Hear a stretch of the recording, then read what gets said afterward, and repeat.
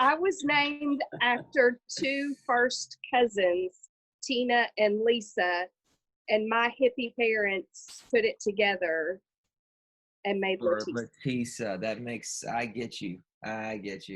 So Blake, what is your, okay, so we have Chalk on the program today, and what's your name mean? Blake? Genius.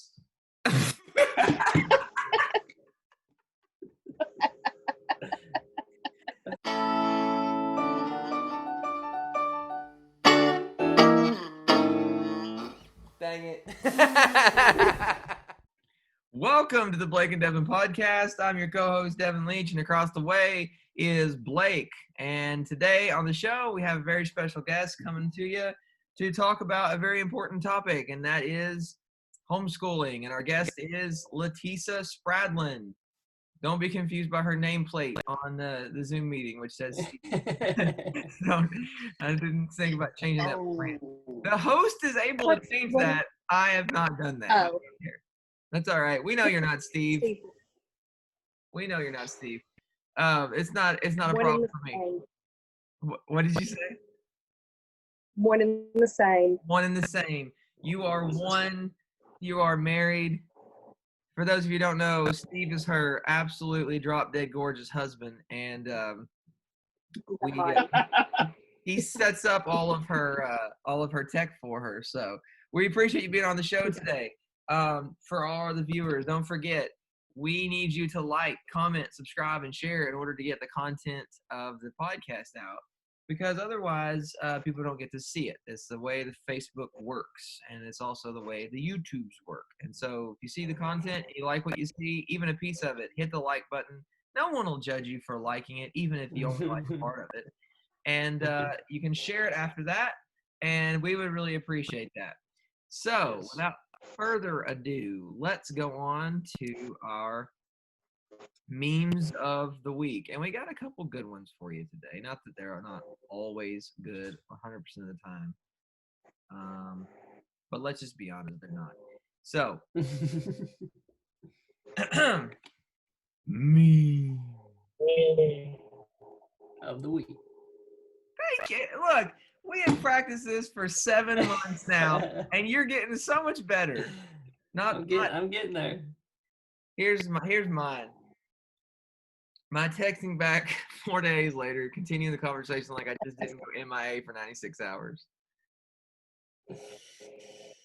I love Steve Harvey. Can I get an amen for that from you, Blake? Have I done this exact thing to you?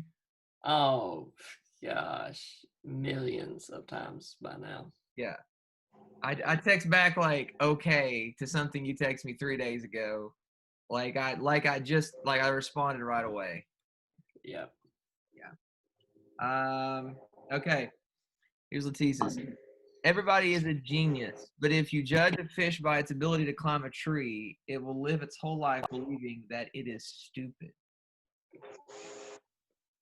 I like that quote a lot, and it reminds me of that cartoon that was talking about the failure of testing, and it had the goldfish in a bowl, and the monkey, and the elephant, and the giraffe, and the lion, and it had a guy that said, "Okay, now for your first test, go climb that tree."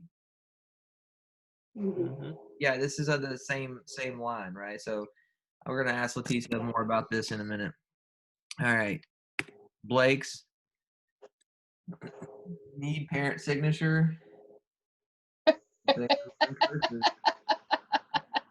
Let me tell you, this is a personal meme because this is the angriest I ever made my mother. And I know she's listening, and I know she knows this story. But when I was in the 4th grade, and I signed her name, and she made me even dress for a basketball game, go to the game, and made me sit on the bench the entire game. Oh, it was, yeah, she was upset. Nice. So you forged your mom's name in order to get out of class? Oh, yeah. And see, the best part about it was my mother's name is Christy, and she spells it Kristi. Well, I didn't know that. at the time, being in 4th grade, so I signed it Christy.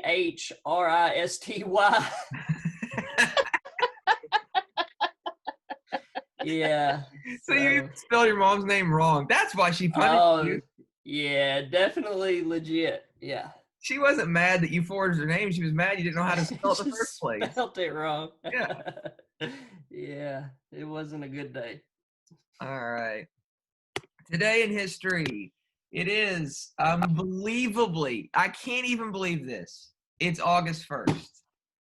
Where in the world has the other months of this year gone? I don't know. Going quickly. All right, I got. Like it would feel like it took a long time with everyone being in quarantine, but whatever. Okay. I've got 3 things. First, MTV debuted today. If you're into MTV, But hang on, that changed the world. It did change the world. It's a big moment, especially for television.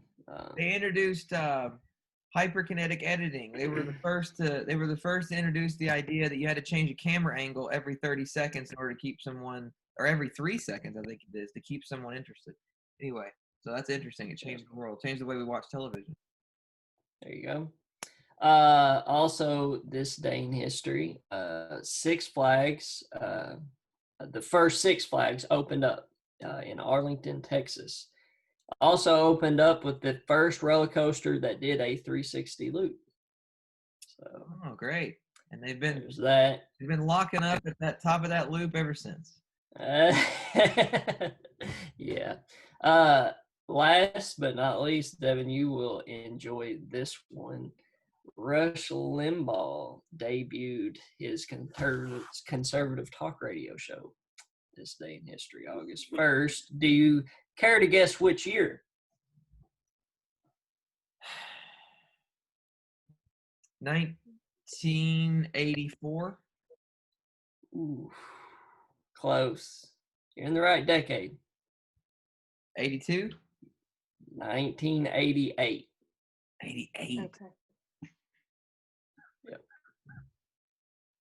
I don't know why you say I would enjoy that. I am neither a Republican or a Democrat on this podcast. I'm neither conservative. Oh, I am also all people. And it's okay. You can be a Rush fan. It's okay. Rush is just another human being on the scale of time. All right.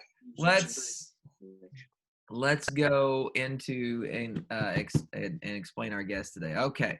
She is a veteran homeschool mom who is now a public school kindergarten teacher. She has homeschooled many, many children and taught many, many other children in homeschool co-ops and in homeschool, what do you call back to the BTB? What would that be considered? A community homeschool group, I guess? Just a... It's based off of a cottage learning system. Beyond the Blackboard, it's mainly for enhancement for your homeschool. That sounded so intelligent, and now I sound a lot more unintelligent. So we're going to edit that part out. Let's start. Okay. Latisa is a veteran homeschool mom. Oh, God. Thanks a lot. Hey, you know what? I'm glad we have a guest on that's smarter than us. Doesn't take much, but we're glad that you've proven that quickly. We're so thankful you're on today. I have personally known Latisa and her husband Steve and their kids for what feels like almost my whole life. I think we met your family when I was like 8, 9 years old, somewhere in there. Oh, I think you were younger than that. We were all going to Capital City. I think you were like 5. Okay. Yeah. So yeah, literally I've known you all 25 years. Yeah. 25 years I've known you all. A hot minute. A hot minute. That's right. That's right. And so we asked Latisa to be on the podcast today to talk to us a little bit because we saw how much content you were already putting out on social media to try to help people with homeschooling. And I deeply appreciate that because so many people are being put in a position right now where because of this the COVID stuff and the disagreement between, state by state, who gets to go back to school and who doesn't and all that, people, especially in our state, which is Kentucky, is being forced into homeschooling where they had not planned on doing that come fall. And so here we are, and we're trying to have a conversation that may help them a little bit and give them some ideas, and also put people up in front of their eyes that they may be able to reach out to in the future and go, hey, I remember that Blake and Devin had a lady on and she knows some stuff. Maybe she can help me.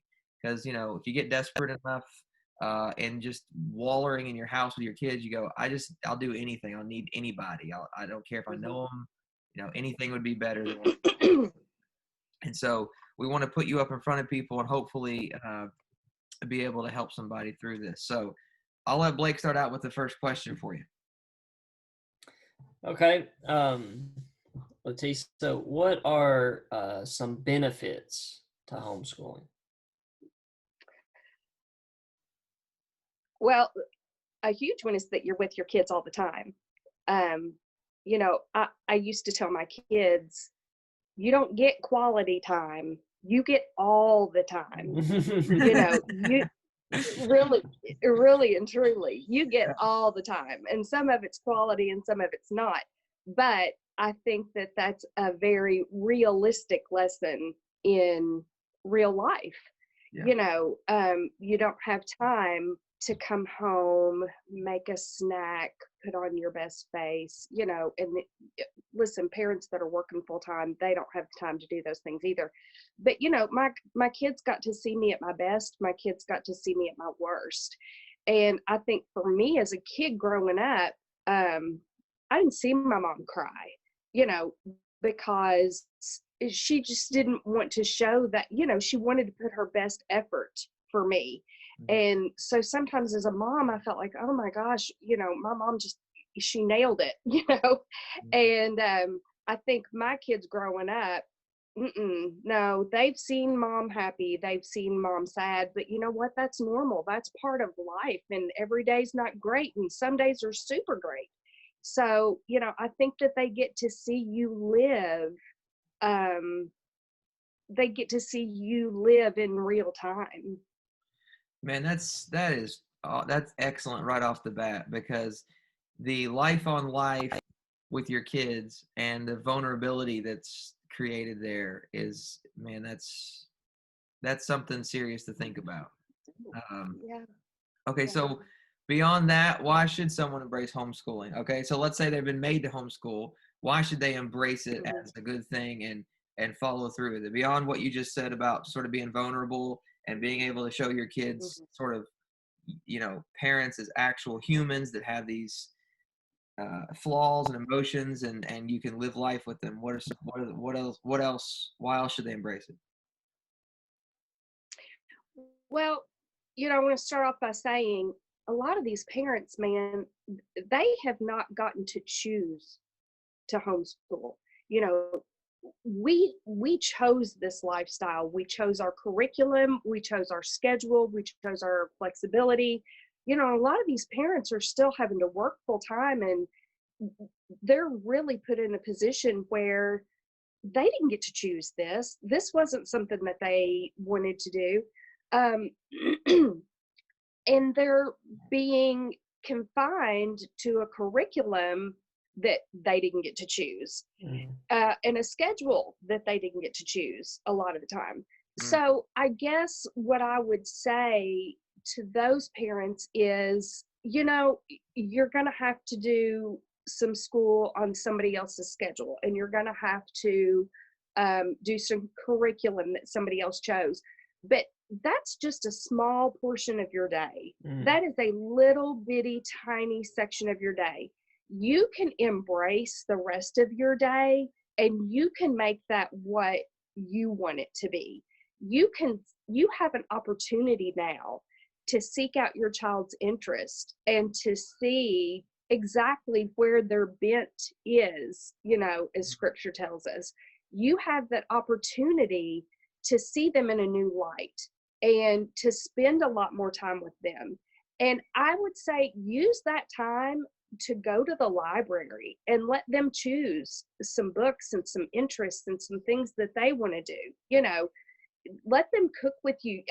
These are all things that I said, on Facebook. Take some field trips and embrace that education as part of your lifestyle now. Let them read things that they like. Let them read things that are funny. You read things to them. You've got an opportunity here beyond what the curriculum is confined you to. Yeah. I think that's really good, Latisa, because I think, even though they might not be quote unquote homeschooling, they're going to get a packet from their school. And I'll tell you this, I had a gentleman in my office just this week, and believe me, this teacher does not live in any county that we live in. Okay. But, this happened last year when the kids were sent home. He came home with a packet and he had a question, and he emailed his teacher at like 9:00 that morning and didn't have an answer till like 4:00 that afternoon. And it's like, hey, you're going to get the packets and you're going to get the stuff, but hey, you're the one helping them, so it's good to think, yeah, you've got to stay a little structured to this curriculum, but there's so much of this other time that you could be utilizing for your specific kid, not anybody else's kid, for your kid, and you really got to figure them out. So that's really good stuff. I want to talk to you real quickly about what you think, and maybe you can even talk about BTV as well, because I kind of consider it in this genre. But what do you think about co-ops? Are they good, bad, or what do you think? I have always told any new mom or new to homeschooling mom, co-oping is great. It really, it makes you step up your game. It allows your kids to be accountable to somebody else while you as a parent are still kind of in control of their community. So I think co-oping is a really great thing. BTB honestly saved me in a time of science when my kids were older. It's really hard to come up with slides and specimens and microscopes, and those things are not readily available. And to have that to go back to, so that those kids, I was still their teacher all week long, but I knew that once a week they were going to get to go and they were going to get to do that experiment. They were going to get to do that lab, and they were going to get to expand a little bit on, what we had learned that week. So I think co-ops are great. BTV is a larger co-op.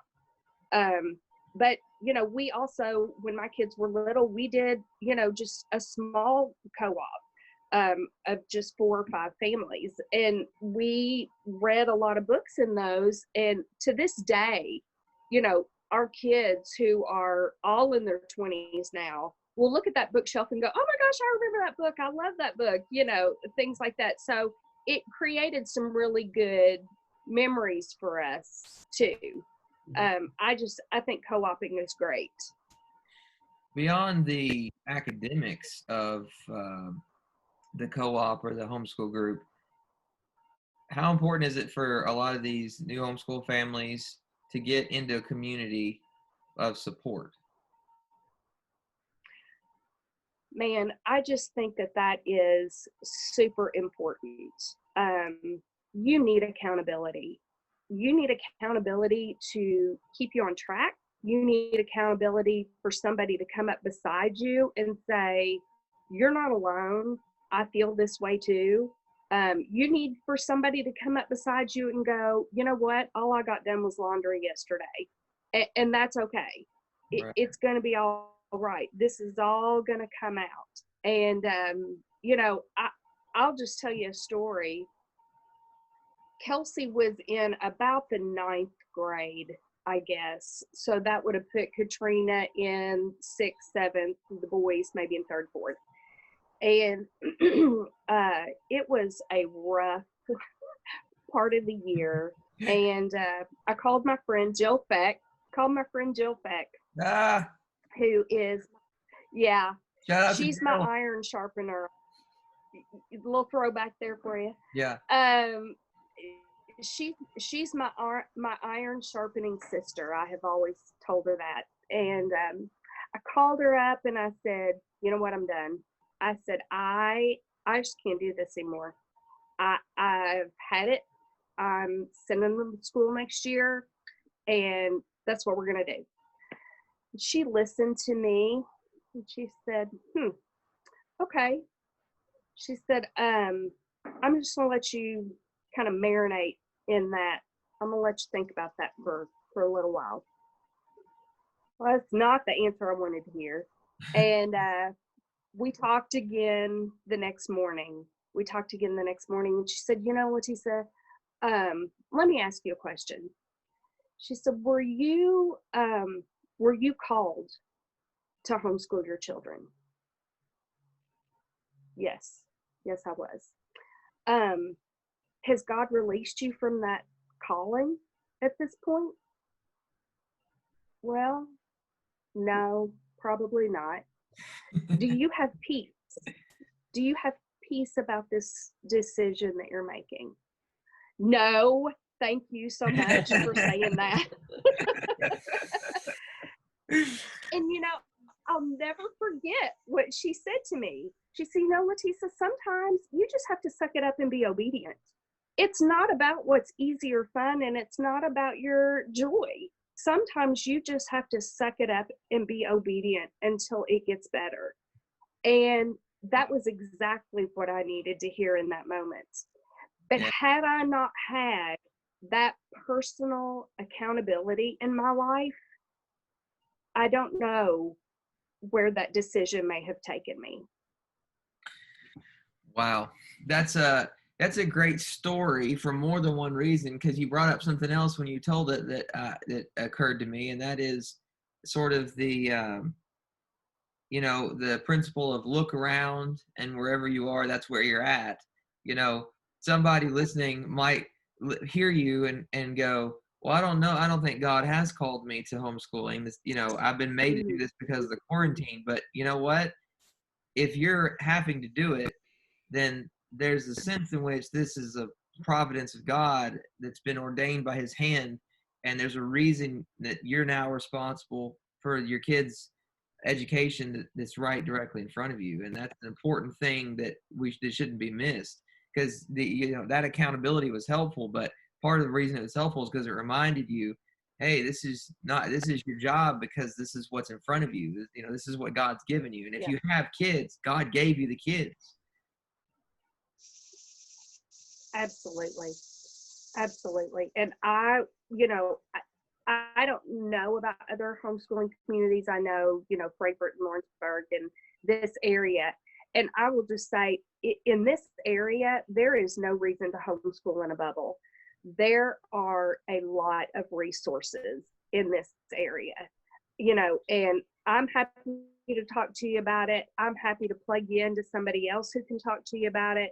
But there are a lot of resources in this area. There's no reason to do this alone. Excellent. I'm glad you said that. Blake, I'm going to let you ask any more questions you have before I get into tips and tricks with her, because I want to ask a few of those. So is there something else you had that you want to? No, you go ahead. Okay. We want to get into tips and tricks. So take us through. We know you have homeschooled your 4 of your own children, and then beyond your own 4 children, and we know you've taught numerous other children. And so is your husband, so is Steve. Steve's been a teacher of mine on occasion at extracurricular activities here and there. And now you're actually teaching in the public school system as a kindergarten teacher, correct? Yes. Okay. I'm a paraeducator. I work with another teacher, and I have 2 reading groups, 2 math groups, and I assist that other teacher through the day. Mm-hmm. Gotcha. So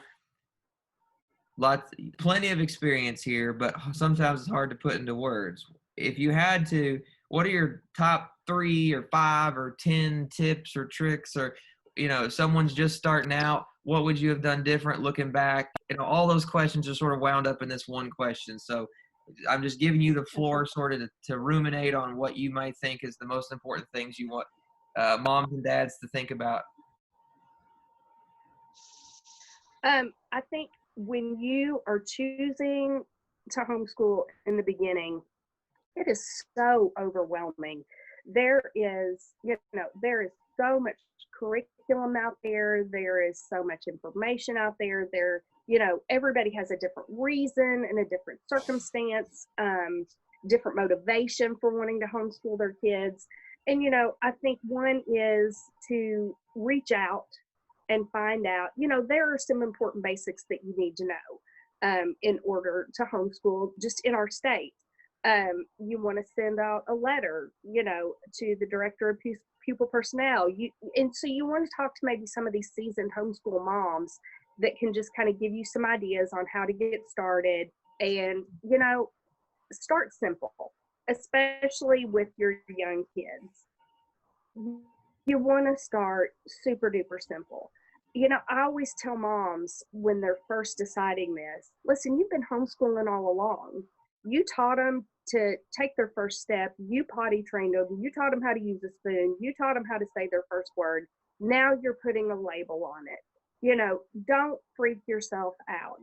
You have the ability to do this. And as long as you can read a curriculum, you can do this. You can teach your children.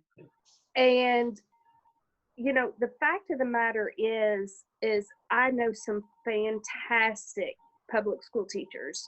They are invested and they love their kids and they love their classroom and they love what they do, but they are confined by that curriculum and what they do. Yeah. And personally, there is not a soul on this earth who is going to be more invested in your children than you and their father. That's just the way it is. Yep. And if you have that love, that desire to train up a child in the way they should go, to, sit at home and talk to them, when you sit and when you lie, when you rise up, when you walk along the road, in Deuteronomy, it tells us, if you have that desire to do that, the Lord's going to lead you through it. Mm-hmm. And keep it simple. Keep it simple when you first start. You want to do some reading, some writing, and some arithmetic. Your kids are going to naturally play and learn things. They're going to naturally gravitate toward creating. Offer them those opportunities. Leave the paints out on the table. Let them mix the Play-Doh. Calm down a little bit. It's gonna be okay. It's gonna be all right. So now that Play-Doh mixing, that's right. Ooh, that's too far. OCD. I know, it's rough. Having a little trouble here. One of my best friends has a little girl, and she comes over and we get out Play-Doh, and girl, we mix that Play-Doh up. It's 50 cents a can, Devin. It's 50 cents a can. Okay. It's okay. Point taken. It's okay. Taken. Yeah. That's a great tip, and though, calming down and letting kids, leaving the opportunity out. Go ahead, sorry.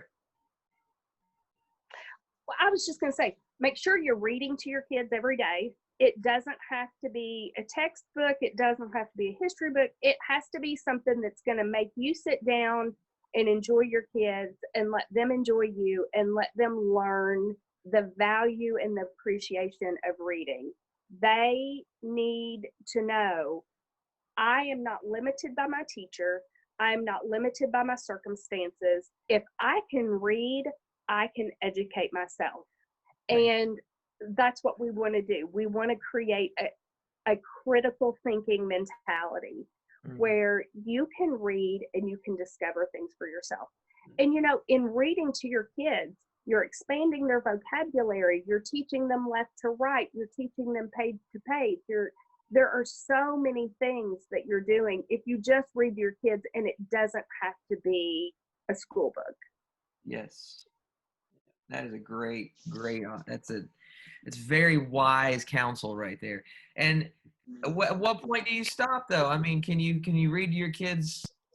I mean, because I remember I was read to, and even when I could read and did enjoy reading and read on my own, there was still a time where we gathered together to read. So that can really continue even through middle school, if you wanted to. Oh yeah. It doesn't have Oh to yeah. be young kids. One of my favorite college professors was my reading and early literature professor. And she started off every single classroom, every class that we had, she started off reading a chapter of Indian in the Cupboard Dust. And we read through the whole series that year as college students. But she was showing us, read to your kids, look how engaged you are in what I have to say now, because I've made a personal connection with you. And I learned so much through that. And we were in college. Yeah, that's awesome. That's a great testimony for that as well.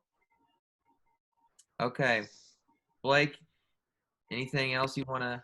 I want to say, Latrice, the greatest point I heard you make was you said that no other person can love that child or be more engaged with that child than the parent. And I think that is really great advice. Sometimes we kind of pass the buck, so to speak, and I think it's true. It doesn't. Again, it's just as you said. You can read the curriculum. You can do this because there's nobody that will love that child more than their parent. So it's great advice. Yeah. Thank you. The things that you're talking about are things that are the way parents should be thinking about their children when they go back to public school. Exactly. There's nothing you've said that is exclusive to homeschooling. If the parents have children that end up going back to school and school's open, all of these principles about community and engagement and accountability and reading to your kids and being invested in their lives and calming down about their education, I mean, all those things are just rock solid principles of parenting children in general. And so I really appreciate that. Is there anything that you want to add? Is there anything that you would want to say other than the things you had the opportunity to say to people before we put you on the hot seat? Just, try, like you said, where you are is where you're at. Try to bloom where you're planted. Time is going by so quickly. When you have little ones, man, I think it was Mark Twain that said, the days are long, but the years are short. Man, that is so true. Try to be engaged on a daily basis. Your kids are going to come up and tell you stuff that you are not interested in about Pokemon and Bakugan and but you're laying a groundwork there for your kids to be able to talk to you later. And everything that they say to you, that's your focus, that's your attention, and they need to know what I'm saying to my mom right now. She listens and she hears me, and it's important. And let me tell you, they're going to tell you over and over and over, and you're going to think, I can't do this again. But just be invested in what they say, and don't let the moments go by. Excellent. Very thankful. Yeah. Okay, we're gonna do a little hot seat now and answer the best you can. So at this point, I'll put the hot seat slide up, and we have a few minutes left on our time, and we'll hot seat it out. So Blake, are you ready? Yep. All right. 3, 2, 1, go. Favorite homeschooling memory? Oh, right out the gate. Right out the gate. Favorite homeschooling memory? Co-oping with the small family. We had Sarah Hall and George Starsman and Karen Troth and Stephanie Campbell and Maria Bryan. And we would do small little things together. And we sang Christmas songs one time at Jill Starsman's house. while her elderly parents were there, and those were really sweet memories for me. Favorite child? No, I'm just kidding. I'm just kidding. Don't answer that. Steve. Steve. Oh, great answer. Great answer. To be put in that position, that was quick. Oh man. Oh, now I went blank. Blake, you go. She already answered my question. I'll go after you. Okay. there he was. There he was. What is your favorite memory of Devin? Yeah. Oh, yeah. He did this to me last week. So I have this one. This is hilarious. Gosh. So yes, we were talking about this earlier. Standing at Kroger, waiting for your mom to finish up the conversation. Okay. So Laura and I are standing, and we've probably been talking a hot minute. We've probably been talking a while, and Devin and Candace they're getting tired of it. They're getting done.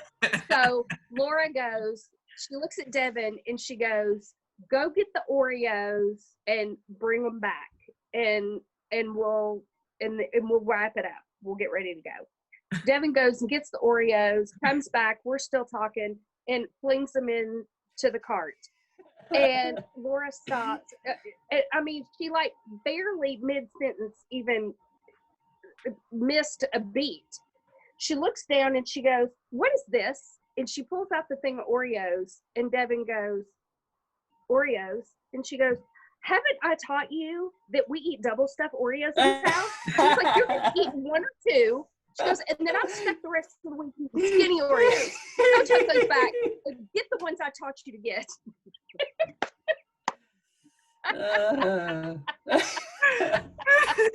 Skinny Oreos, Devin. Devin can't get the simple double stuffed Oreos. Double stuffed, baby.